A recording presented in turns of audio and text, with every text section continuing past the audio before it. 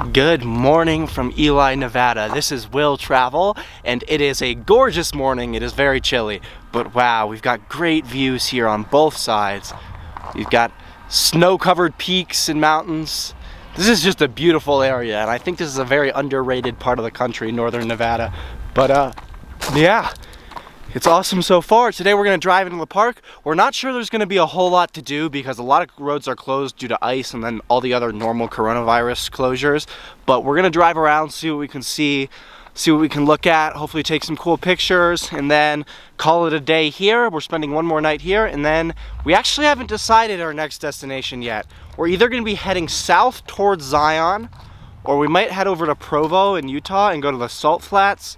But either way, we're going to eventually end up down south because we're going to Zion National Park. But we don't know what we're doing in the meantime yet. We have a couple days until our reservation there, so we'll figure it out.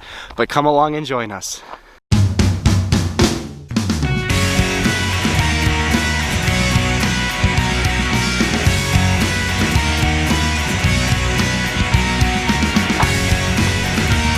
So we've arrived at the park, and we drove up the scenic drive just a little bit, but after about 3 miles it's closed any further. So you can see Wheeler Peak from here though. That's the big thing to see here.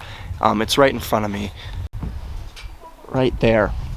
Now there's I think a 7-mile hike that you could do that goes up there, but I don't think we have enough time for that. And it's a little bit cold. But we're gonna walk around this area and see what else we can see real quick. There's a fair amount of snow in here. This area is also very wooded as opposed to the desert and plains that sort of surrounds it. So, feels like Christmas. Alright, we've walked up into the campground a little bit that's here. It's closed unfortunately, but would have been a cool place to stay. But this is a little bit of a better look at Wheeler Peak in the surrounding area. Certainly a pretty spot.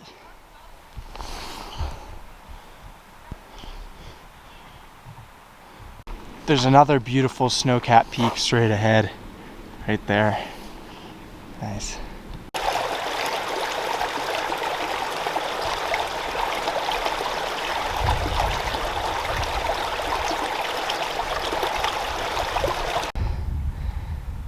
Beautiful in this direction as well.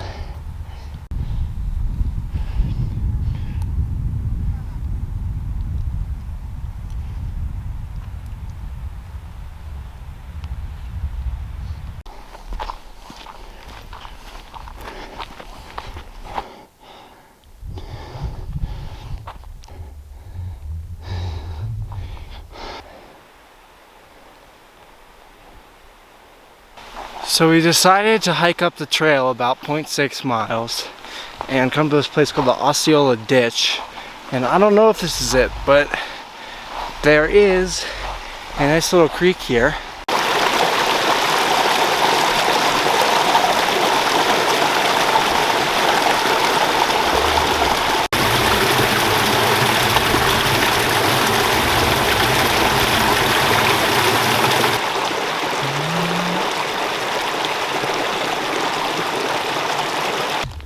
So we've left Layman's Creek and now we're back at the visitor center, and we're going to do one of those short nature hike trails that hopefully has signs about the animals and things, but it's only 0.3 miles. So we'll do that, and then I think we're going to have to leave the park because not many of the roads are open, but there are a couple cool state parks to see on the way back, so we might stop at those. So apparently you can make tea out of this plant. Interesting. So we've made it to the top of the trail and there's a pretty good view.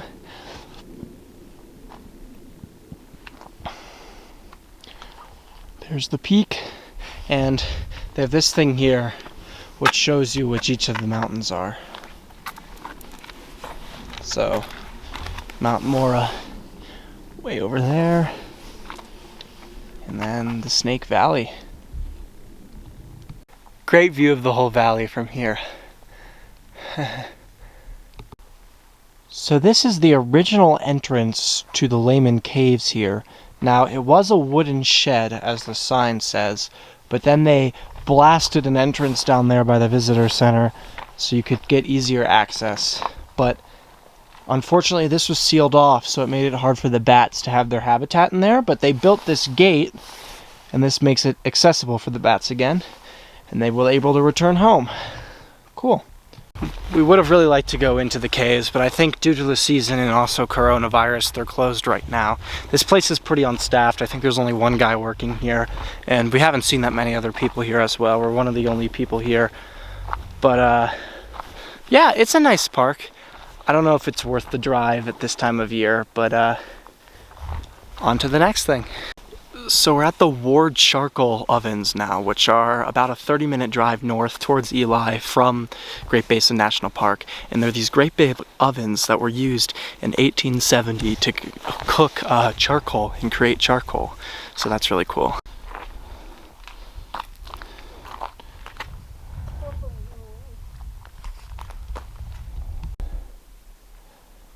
You can actually go inside. They have windows up at the top. I guess those serve as a chimney. But there's also this chimney up here right at the top. Crazy echo in here as well. Neat.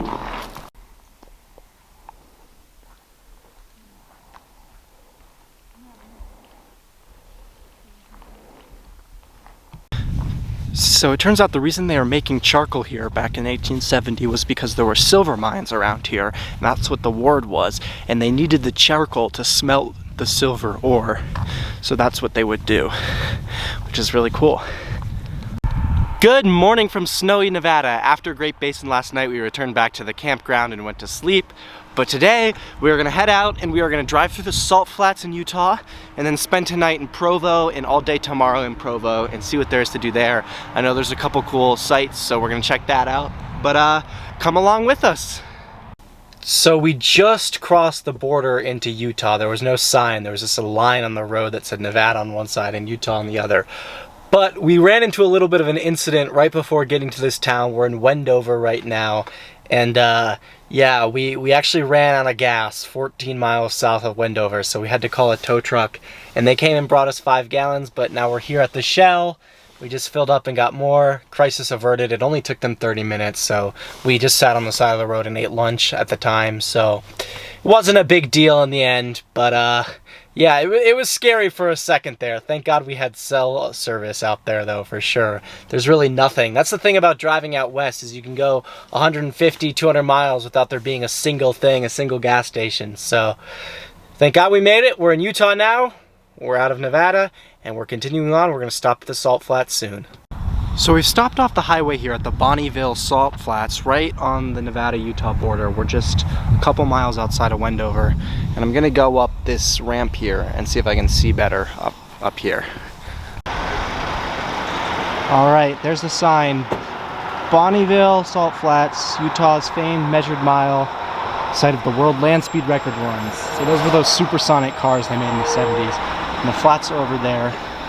It looks like people are actually driving out on it. And if that's legal and it says we can do that, I think we should drive over there on the Revel and check it out. See what we can do over there. So we were unable to find a place on the highway to turn around, unfortunately. It went like 40 miles before there was another exit, and at that point we figured it would not be worth it to turn around and drive at the speedway, unfortunately. And also our check engine light came on, so we have to get that checked out. So we came here. We're now in Salt Lake City. We're in downtown Salt Lake City. But yeah, unfortunately we also weren't able to get the check engine light checked out tonight because we went to a dealership here and they weren't able to see us, so we're gonna have to take care of that tomorrow. But we're gonna go to the Mormon Church History Museum and check out Temple Square, and then we'll head to our place in Provo for the night. Just kidding, we're not gonna do that. So just our luck. Not doing too well these last couple days with that. Nothing seems to be going our way, but yeah, so the Temple Square is actually closed right now due to construction. There's scaffolding surrounding the entire temple. And the church museum was also closed due to the coronavirus. But the website said it was open, so that was a little bit frustrating. So we just came back. We came to our campground here in Provo, the KOA in Provo, Utah, and got some sleep.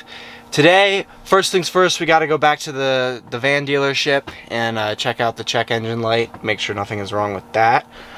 But after that, we'll probably come back down to this area because we have one more night here, and maybe go around, see what there is to see.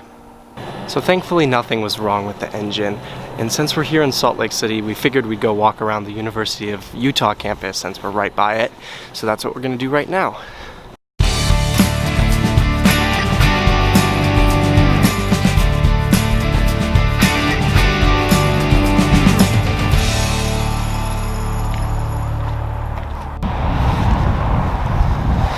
So now we've left the University of Utah campus and driven to Orem, Utah, which is about 45 minutes to an hour south of Salt Lake City.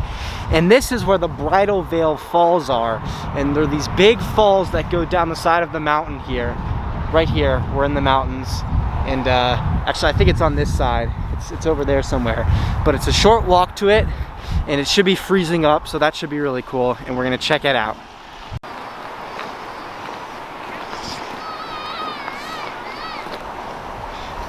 So straight ahead, way up there, people actually climbing on the ice, and we've seen some climbers go by. So that's really, really impressive. Looks fun, but don't have the right equipment for that, or what I know what I was doing. There's also lots of families sledding here, which is cool.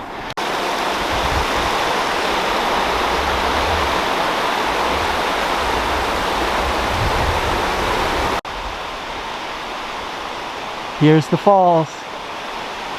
It's actually very high up there, but the icicles are beautiful on each side. Wow. Comes down. I guess filters into here somewhere. I don't see where though. Huh.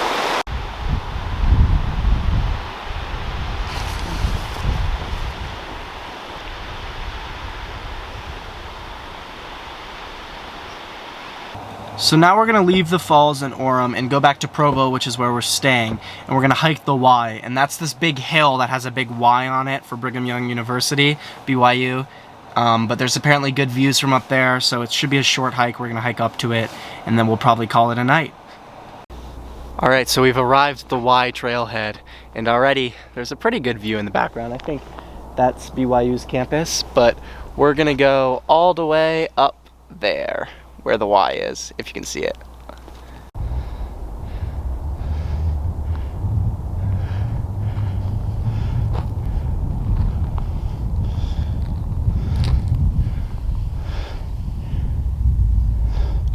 There's some bighorn sheep up there. There's a whole herd of them. Bighorn sheep. Cool.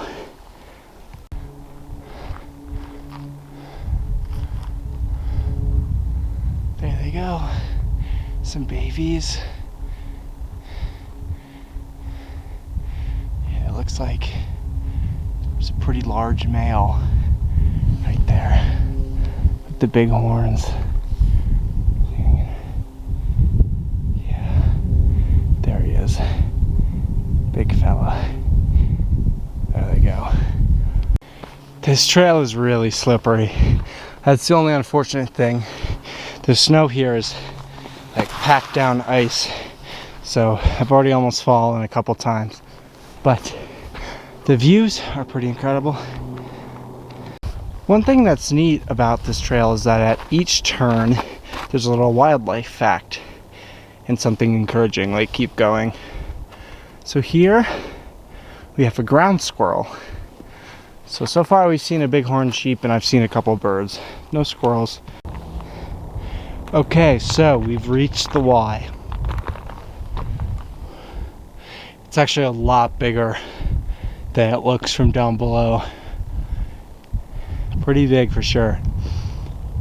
So if you read the sign down at the bottom of the trailhead, it actually tells you that they light up the Y twice a year and on other occasions as well. But the two main times are move-in day to welcome the new students to BYU and on graduation to send them off. So that's pretty cool. I bet it looks pretty amazing all lit up. Beautiful view from up here as the sun is setting on us. Just gorgeous. I think over there in that direction is the temple here in Provo, the LDS temple. Wow. Gorgeous.